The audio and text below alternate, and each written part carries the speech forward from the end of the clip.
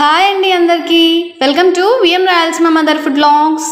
ఇవాల్టి special Hyderabad street food style puri curry చేస్తున్నామండి. ఇది రెగ్యులర్గా మనం ఆలు శనగపిండి వేసి చేసే తీరులో ఉండదు. చాలా స్పైసీగా చిక్కటి గ్రేవీతో యమ్మీగా ఉంటుంది. ఈ స్టైల్లో పూరీ కర్రీని మనకంటే కూడా హైదరాబాద్లో సెటిల్ అయిన వారందరూ నార్త్ ఇండియన్స్ ఎక్కువగా చేసుకుంటూ ఉంటారు. ఈ కాంబినేషన్లో చాలా టేస్టీగా ఉంటుంది. ఎస్పెషల్లీ హైదరాబాద్లోనే దొరుకుతుంది. అయితే ఆ సీక్రెట్ని మేము తెలుసుకొని ఎంచక్కా ఇంట్లోనే ప్రిపేర్ చేసుకునే విధంగా చేసి చూపిస్తున్నాము. చాలా బాగా కుదిరిందండి. ఈ స్టైల్లో మీరు కనుక ట్రై చేస్తే ద బెస్ట్ పూరీ కర్రీని మీరు ఎంజాయ్ చేస్తారు. ఇది పూరీలోకే కాదండి, ఇంకా చపాతీ, రోటీ, దోశలకి కూడా పర్ఫెక్ట్ కాంబినేషన్. రెసిపీని చివరి వరకు మిస్ అవ్వకుండా చూసి మీరు ట్రై చేయండి, చాలా బాగుంటుంది.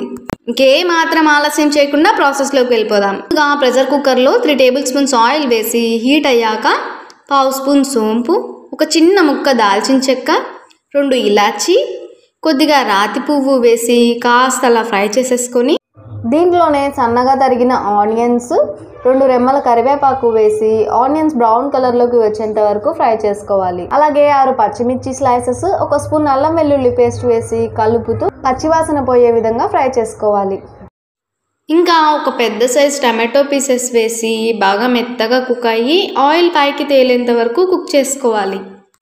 దీంట్లోనే రుచికి సరిపడా సాల్ట్, సన్నగా తరిగిన ఆలు పీసెస్, 1 కప్పు బాయిల్ చేసుకున్న పచ్చి బఠానీ, 1/2 స్పూన్ పసుపు వేసి బాగా మిక్స్ చేసుకుంటూ ఆలూని మెత్తగా కుక్ చేసుకోవాలి.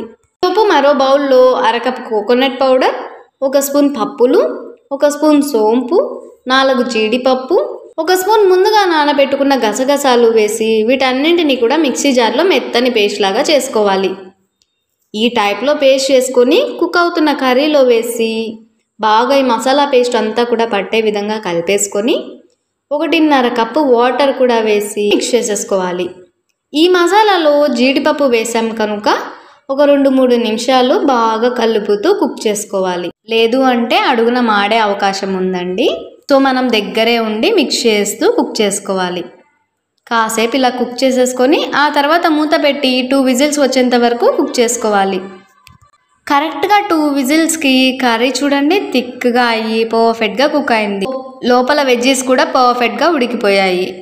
ఇంకా చివరిగా సన్నగా తరిగిన కొత్తిమీర వేసి మిక్స్ చేసేసుకోవాలి.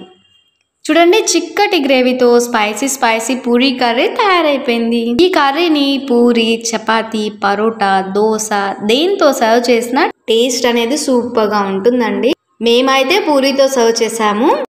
మీరు ఓసారి ట్రై చేసి మీకే కాంబినేషన్ నచ్చిందో కామెంట్ చేయండి.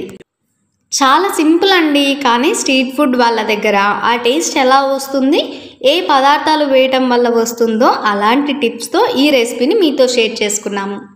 మరి హైదరాబాద్ స్పెషల్ స్ట్రీట్ ఫుడ్ రెసిపీతో పాటు ఇవాల్టి మన పొడుపు కథ వచ్చేసి చూస్తే 1 తీస్తే 2, తలకు తోకకు టోపీ ఒకటే.